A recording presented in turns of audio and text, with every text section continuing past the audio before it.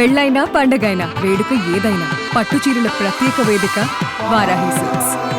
అంటే మీరు ఇందాక మాట అన్నారండి, అంటే ఆ రోజు పార్టీ వాయిస్గా ఉండి చాలా అంశాల మీద మీరు గట్టిగా విమర్శలు చేశారు. అంటే మిమ్మల్ని ఒక వెపన్గా వాడుకున్నదా వైఎస్ఆర్సీపీ? ఖచ్చితంగా వాడుకున్నారు. ఈ విషయాన్ని నేను జగన్మోహన్ రెడ్డి గారితోనే సూటిగా చెప్పాను. 2014 ఎన్నికల ముందే నాకు సీట్ అనేటటువంటిది ఇవ్వాల్సి ఉంది. సీట్ ఇవ్వలేదు. తర్వాత మొదట ఎమ్మెల్సీ అన్నారు. ఆ ఎన్ని ఎమ్మెల్సీలు పోయినాయో తెలుసు. మళ్ళీ ఒకసారి 2017, 18 ఆ టైంలో ఎమ్మెల్సీల విషయము చర్చకు వచ్చినప్పుడు ఖచ్చితంగా నాకు ఇవ్వాల్సి ఉన్నది. అది పార్టీలో అందరికీ తెలుసు. సరే, దానికి సంబంధించినటువంటిది మళ్ళీ పక్కన పెట్టాలని ఆలోచన చేస్తున్నప్పుడు నేను జగన్మోహన్ రెడ్డి గారికి ఒక సూటిగా లెటర్ రాశాను. ఆ లెటర్ పార్టీలో పెద్దలందరికీ కూడా చూపించాను. నేను ఒకటే చెప్పాను ఆ రోజున, ఒకటే మాట నేను మాట్లాడింది. ఈ రోజున మీరు అన్ని విషయాలలో నన్ను ముందు పెట్టారు, ఫైట్ చేయడానికి అన్ని విషయాల్లో ముందు పెట్టారు. కానీ ఆయుధాలు ఇచ్చేటప్పుడు వెనకున్న వాళ్ళకి ఇస్తామంటున్నారు. ఇది కరెక్ట్ అయినటువంటి పద్ధతేనా? నేను ఎట్లా పోరాడాలి? నేను పోరాడడానికి ముందు పెడుతున్నారు అన్ని విషయాలు. అంటే మిమ్మల్ని ఎంపవర్ చేయమని అంతే కదా. ఇప్పుడు పదవి అనేటటువంటిది ఎందుకు కోరుతాము? ఇప్పుడు మనకు గుర్తింపు అనేటటువంటిది పోరాడేటప్పుడే నీకు గుర్తింపు, పదవులు ఇచ్చేటప్పుడు గుర్తింపు లేదు అని అంటే మనం డిగ్రేడ్ అవుతాం ఖచ్చితంగా. అవతల వాళ్ళ గట్టిగా అడిగాను, చాలాసార్లు అడిగాను. ఇంటర్నల్గా ఎంత ఫైట్ చేశాను వీళ్ళందరికీ తెలుసు. ఎంత కన్విన్స్ చేశారో, ఎవరు ఎట్లా కన్విన్స్ చేశారో, ఇవన్నీ కూడా వాస్తవాలు మాట్లాడుకుంటా ఉంటే ఎందుకు ఇంతకాలం మిమ్మల్ని ఒక వెపన్ గా వాడుతున్నారనే విషయం మీకు అర్థం కాలేదా? వెపన్ గా వాడుతున్నారనేటటువంటి తెలిసినప్పటికీ కూడా వెపన్ గా వాడతారని వాడకపోతే ఎందుకు ఇది చేస్తారు? మనకి పొటెన్షియాలిటీ ఉంది కాబట్టే వెపన్ గా వాడుతున్నారు అనేటటువంటి దానికంటే రాజకీయాల్లో సహజం అది వాడడం అనేటటువంటిది. ఇది కానీ జగన్మోహన్ రెడ్డి గారిలాగా మోసం చేస్తారని మాత్రం నేను అనుకోలేదు. అయితే ఒకటండి, మీ విషయంలో ఏంటంటే, సరే మీ దగ్గర సబ్జెక్ట్ ఉంది, మీరు ఆరేటరీ స్కిల్స్ బాగున్నాయి, ఆబ్జెక్టివ్గా మాట్లాడతారని ఉంది. కానీ బట్ ఎట్ టైమ్స్ మీరు ఏంటంటే టూ పర్సనల్గా వెళ్తారని కూడా ఒక విమర్శ ఉంది. దానికి మీరేమంటారు? అంటే ఒకటండి, మనం విషయాన్ని పూర్తిగా మనసుతో మాట్లాడాలి.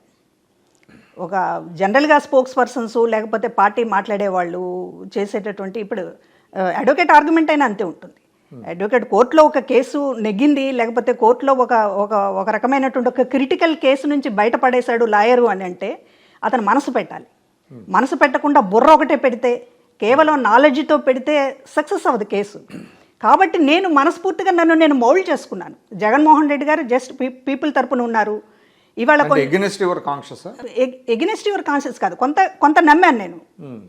ప్రజల తరపున ఉన్నాడు అనేటటువంటిది కొంత, అదే చెప్పాను కదా, ఒక మాయాలోకంలో ఉన్నాము, మోసపోయాము అనేటటువంటిది ఆ రకమైన దీనితోటి. కాబట్టి మనసు ఆర్గ్యుమెంట్ చేసేటప్పుడు నేను గనక లోపాయికారిగా వ్యవహరించి ఉంటే, నేను గనక మొత్తం కూడా పొలిటికల్ కెరీరు రాజకీయాల్లో రేపు ఏదైనా జరగవచ్చు అనేటటువంటి దీనితో ఉంటే ఖచ్చితంగా చంద్రబాబు నాయుడు గారితో ఒక లైజనింగ్ మెయింటైన్ చేసేటటువంటి ఇదిలోనే మాట్లాడి ఉండేదాన్ని. చాలామంది అదే చేశారు. చాలామంది చాలా ఒక సోఫిస్టికేటెడ్గా, చాలా మర్యాదపూర్వకంగా, డిప్లొమాటిక్గా చాలా మాట్లాడారు. అంటే మాట్లాడినట్టు ఉంటుంది, కానీ దానికి సంబంధించినటువంటి ఎఫెక్ట్ ఏమీ లేకుండా, అన్ని డోర్స్ మూసేసుకోకుండా చాలా జాగ్రత్త పడి ఉండొచ్చు. కానీ ఇవాళ నా పబ్లిక్లో ఒక క్రెడిబిలిటీ ఉండాలి అని అంటే హార్ట్ఫుల్గా చేయాలి. ఎక్కడ చేసినా హార్ట్ఫుల్గా చేయాలి. ఇవాళ ఎందుకు ఈ తెలుగుదేశం పార్టీకి సంబంధించి అన్ని విమర్శలు చేశారు అనేటటువంటిది మీరు అడిగినా లేకపోతే ఇంకొకళ్ళు అడిగినా నా సమాధానం, నేను ఇక్కడ ఉంటానని అనుకున్నాను. ఇది నా పార్టీ అనుకున్నాను. నేను ఇక్కడ రాజకీయాల్లో పార్టీలు మారతారనేటటువంటిది ముందు నుంచి నాకు ఆలోచన లేదు. ఇది ఈ పార్టీలో చాలా కాలం పాటు నేను నిలబడాల్సి ఉంటుంది. ఇది నా నేల, ఇది నా మట్టి అనుకున్నాను. కాబట్టి దానికి సంబంధించినటువంటి పూర్తిగా నేను ఓన్ చేసుకోబట్టే నాకు చంద్రబాబు నాయుడు గారితో మరొకసారి ఏమన్నా అవసరం వస్తుందని కానీ, లేకపోతే ఆ సెక్షన్స్తో దగ్గర అవ్వాల్సి వస్తుంది కానీ అనుకోలేదు. కాబట్టి నేను పూర్తిగా రాజకీయంగా ఇటే ఉన్నాను అనుకున్నాను. కాబట్టి నేను మీరు ఏ పని చేసినా అంతే చేయాలి. మనసా వాచా కర్మణ చేస్తేనే సక్సెస్ అవుతామనేటటువంటిది నా పద్ధతి. అది అలాగే చేశాను అంతే తప్ప. కానీ ఒకటండి, అంటే మీరు చంద్రబాబు నాయుడు గారినో తెలుగుదేశం పార్టీ లీడర్స్ను విమర్శించడం అది రాజకీయ పరమైంది.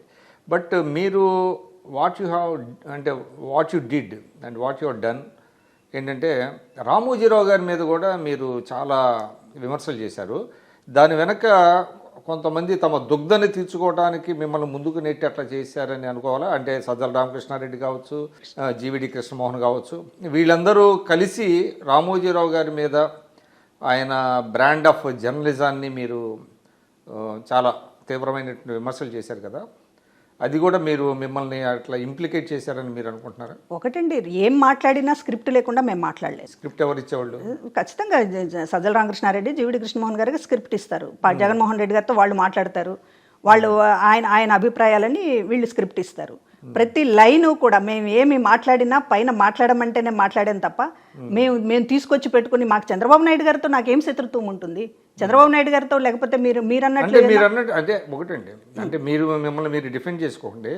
అంటే వాళ్ళు ఎటువంటి స్క్రిప్ట్ ఇచ్చినా కూడా అది ఇల్లాజికల్గా ఇర్రేషనల్గా ఉన్నప్పుడు దానిని ఈ విధంగా ఉంది అని మీరు కొంచెం దాన్ని టోన్ డౌన్ చేయటము అది మీరు చేయాలి కదా యాజ్ ఎ పొలిటీషియన్. ఒకటి, రామోజీరావు గారి మీద నేను ఎప్పుడు కూడా అంత ఇదిగా వెళ్ళలేదండి. నాకు గుర్తున్నంత వరకు నేనేమి వెళ్ళలేదు. ఇప్పుడు చంద్రబాబు నాయుడు గారి మీద అయినా పొలిటికల్గా మాట్లాడినప్పుడు ఎక్కడా కూడా ఒక మాట తోలలేదు. స్క్రిప్ట్లో ఏమన్నా ఉన్నప్పటికీ కూడా ఒకవేళ లేకపోతే ఇట్లా మాట్లాడితే జగన్ గారు హర్షిస్తారు అనేటటువంటి వాతావరణం ఉన్న సందర్భాల్లో కూడా ఎప్పుడు కూడా అన్కాన్స్టిట్యూషనల్గా కానీ లేకపోతే అన్పార్లమెంటరీ వర్డ్గా కానీ ఒక్క మాట కూడా నేను చంద్రబాబు నాయుడు గారికి సంబంధించి ఎప్పుడు మాట్లాడలేదు. రాజకీయంగానే విమర్శించాం సీరియస్గానే. లేదు ఎప్పుడు కూడా ఇట్లా అన్నదేంటి అనేటటువంటి విధంగా ఎప్పుడు వ్యవహరించలేదు. డిబేట్స్ కావచ్చు, డిబేట్స్లో ప్రధానంగా చాలా ఆవేశాలు ఉంటాయి. అవతల వాళ్ళు చాలా రెచ్చగొట్టేటటువంటి ఖచ్చితంగా మాట్లాడాను నేను. అదే ఆ విషయంలో నేను ఎటువంటి పొరపాటు చేయలేదనేటటువంటిది నేను ఖచ్చితంగా చెప్పగలను. నేను ఎవరిని కూడా గాయపరిచినట్టు కానీ పర్సనల్గా కానీ కుటుంబాల పరంగా కానీ ఎక్కడ కూడా నేను మాట్లాడలేదు. లోకేష్ గారిని నేను ఎప్పుడూ విమర్శించలేదు. చంద్రబాబు నాయుడు గారిని పొలిటికల్గా విమర్శించాను. రామోజీరావు గారిని కూడా నేను ఎప్పుడు విమర్శించలేదు. అంటే అది మీ సంస్కారం కింద మనం భావించాలి. మీరు వ్యక్తిగతంగా విమర్శించలేదు, అది ఎవరైనా హర్షిస్తారు. కానీ వైఎస్ఆర్సీపీలో ఎప్పుడైతే ఈ జుగుప్సాకరంగా వ్యక్తుల మీద వ్యక్తి హననం చేయటం మొదలుపెట్టారో మీ బోటోళ్ళు మరి ఎందుకు సైలెంట్గా ఉన్నారు? అంటే ఒకటి, 5 ఏళ్లలో నేను మహిళా కమిషన్కి రావడం, మహిళా కమిషన్ చైర్పర్సన్గా ఉన్నప్పుడు పాలిటిక్స్లో మాట్లాడడానికి అంత ఉండదు. మాట్లాడమని చెప్పారు జగన్ గారు, మాట్లాడమంటున్నారు మిమ్మల్ని, అసెంబ్లీ స్పీకర్ గారే మాట్లాడుతుండగా మీకేంటి అని కూడా అన్నారు. అది కూడా అన్నారు. జగన్ గారు కోరుకుంటున్నారు మీరు ఇంతకు ముందు మాట్లాడినట్టుగానే మాట్లాడండి అంటే, మీరు ఈ పోస్ట్లో పెట్టినప్పుడు నేను మాట్లాడలేను, కావాలంటే రిలీవ్ చేయండి, ఎమ్మెల్సీ ఇవ్వండి, మాట్లాడతాను, అంతే తప్ప ఈ పోస్ట్లో ఉండి రాజకీయాలు మాట్లాడడం అనేది చెయ్యను అని చెప్పాను. ఆ రకంగానే రాజకీయాలు మాట్లాడలేదు. మహిళల పరంగా దానికి సంబంధించినటువంటిది ఏమన్నా పొలిటికల్గా విమర్శించానేమో తప్పే, ఉమెన్ యాంగిల్లో తప్ప ఈ 5 ఏళ్ళు పొలిటికల్ విమర్శ నేను ఎవరి మీదైనా చేయలేదు.